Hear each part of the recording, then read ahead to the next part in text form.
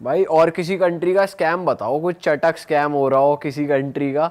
Scams भाई हर देश में अलग अलग तरह के स्कैम है, छोटे से लेके बड़े स्कैम्स सारे हैं। पर मैंने ये देखा है जो जगह मतलब ज़्यादा टूरिस्टी है वहाँ पे इस तरह के स्कैम होते हैं कि भाई टूरिस्ट से ज़्यादा पैसे लूटे जाए। जैसे इजिप्ट हो गया, पिरामिड्स के लिए वहाँ पे सारे आते हैं, तो लोग सोचते हैं कि भाई वैसे इतने ज़्यादा अमीर नहीं है वहाँ के लोकल्स, सोचते हैं कि भाई हर आदमी जो भी है वो एक वॉकिंग एटीएम है, इनसे जितने पैसे ले इसको ले लो।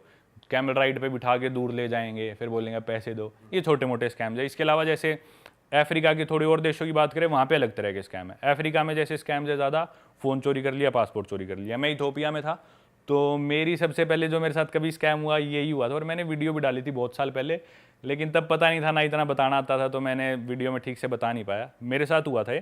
इथोपिया दरअसल ईस्टर्न अफ्रीका में एक कंट्री है, कैपिटल सिटी उसकी एडिस अबाबा है। वहाँ पे क्या करते हैं कि टूरिस्ट का फ़ोन और पासपोर्ट चुराए जाते हैं।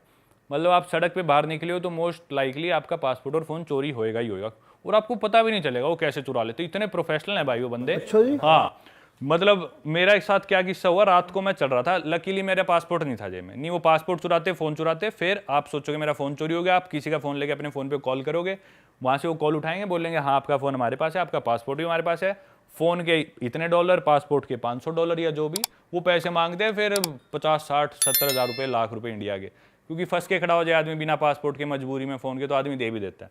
आपने दिए फिर? नहीं, वही तो हुआ, तो मैं रात को चलने लग रहा। लकीली वो ना उस ट्रिप पे मैंने यूट्यूब जर्नी अपनी शुरू करी थी, तो मेरे साथ मेरे दो भाई गए थे, एक मामा का लड़का, एक चाचा का लड़का। मामा वाला लड़का मेरा तगड़ा सा है, और उसको हालांकि मैंने बताया भी नहीं था कि हम कहाँ जा रहे हैं, उसे बस यूँ बोला था फॉरेन जा रहे हैं। वो सोच रहा था जाते ही कि भी कहीं बिकनी विकनी में लड़कियां दिखेंगी, बीचीज होंगे, गोरे लोग दिखेंगे।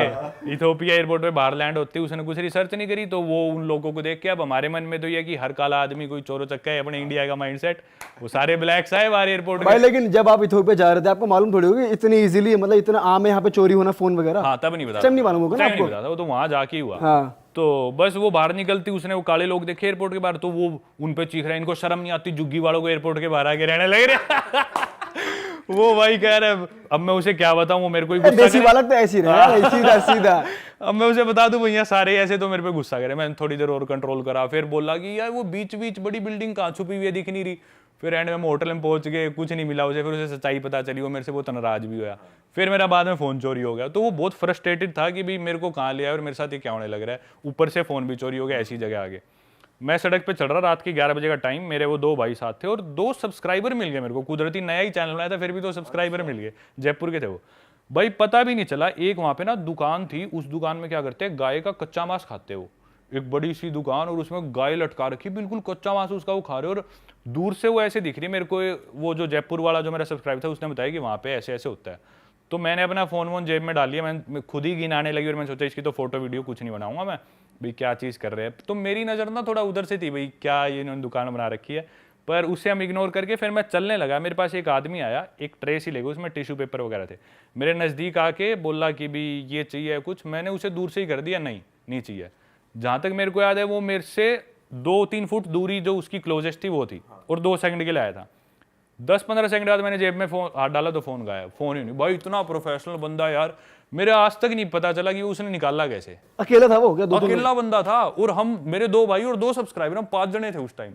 अकेले की इतनी हिम्मत, और रात के 11 बजे आए। वहां पे वो बोलते कि अंधेरा होए बाद सड़क पे निकलो ही मत, ये रूल है अफ्रीका का, मोस्टली कंट्रीज का। निकल रहे तो आप बेवकूफ हो। हमने सोचा हम लड़के हैं, 5 लड़के हैं, 5 जवान है, हमें कौन क्या कहेगा। आया वो अकेला ही निकाल के ले गया, पता भी नहीं चला। उसी टाइम भाई उसमें से एक के पास आईफोन था, तो फाइंड माई आईफोन में देखा भाई मेरा फ़ोन कितनी दूर है।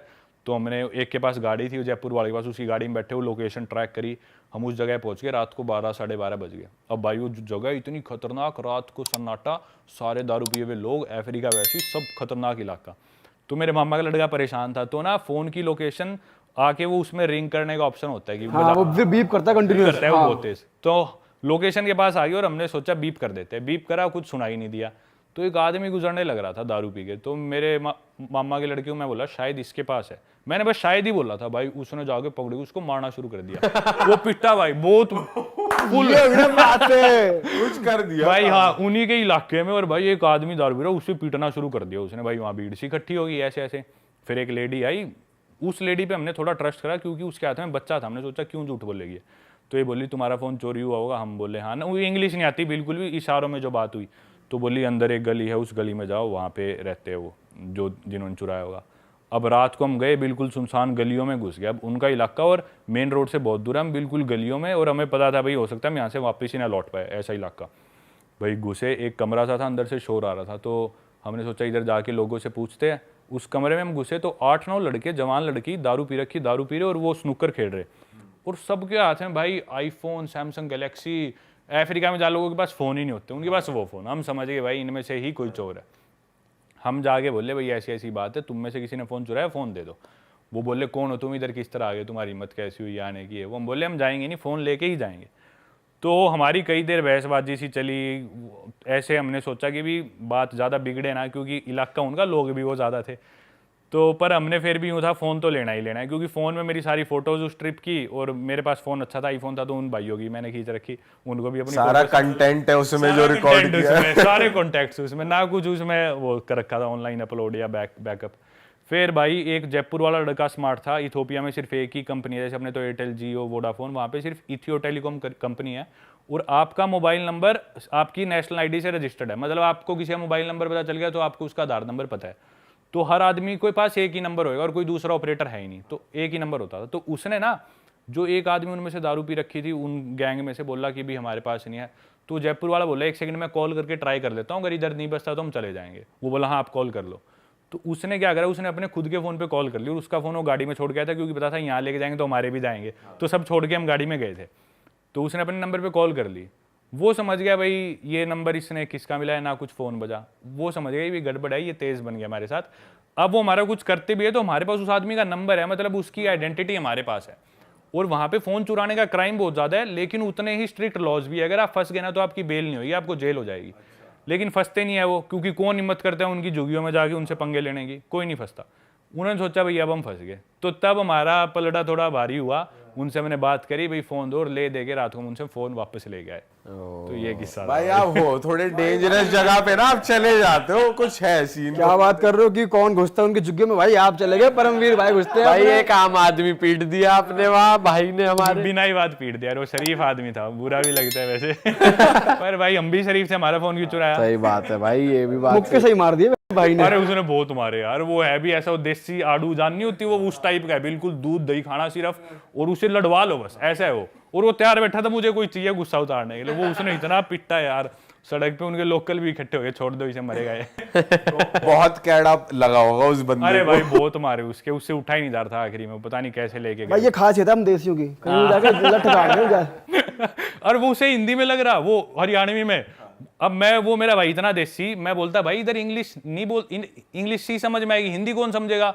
बोला ये सारी समझे, काट फोन काट और वो भाई उसकी गुद्दी पकड़ रखी अफ्रीकन की, और सारी समझे, बैंड फोन काट दे, नहीं बताऊंगा। हाँ भाई ये नहीं समझ रहा, इंग्लिश में बोलते समझ तो लेगा अगला, सारी समझे बैंड मेरे, हमने ही निकाला शाना बनाए हो, गुणा शाना बन रहे हो। और भाई उसके एक बात बोल ले हरियाणवी में, एक मुक्का, एक गाड़ी पे एक मुक्का भाई वो बिल्कुल सनी देओल बन रहा। भाई आपको ना भाई को किसी और ट्रिप पे भी ले जाना चाहिए। ओ भाई वो मेरे साथ पीछे पड़ा हुआ उस ट्रिप के बाद से। भाई अब कोई अच्छी जगह ले जा, तूने मेरी जिंदगी में एक ट्रिप मिलता है आम बच्चों को घर पे, उसने इतनी मन्नतें करी है, वो जाऊंगा और बोला तू ले गया अफ्रीका। अरे वाह, आपने ये वीडियो यहाँ तक देख ली भाई, तुमने हमारी मेहनत सफल कर दिया। तुम ही लोग हो असली रियल हिट। और अगर आपको बहुत मजा आ रहा है ऐसी क्लिप्स में, ऐसी वीडियोस में, तो फटाफट जाइए प्लेलिस्ट पे बिंज वॉच कीजिए और सारी वीडियोस देख डालो और मौज काटो। That is it. हम मिलेंगे नए पॉडकास्ट में, नए क्लिप में। Till then bye bye, see you, take care, do subscribe.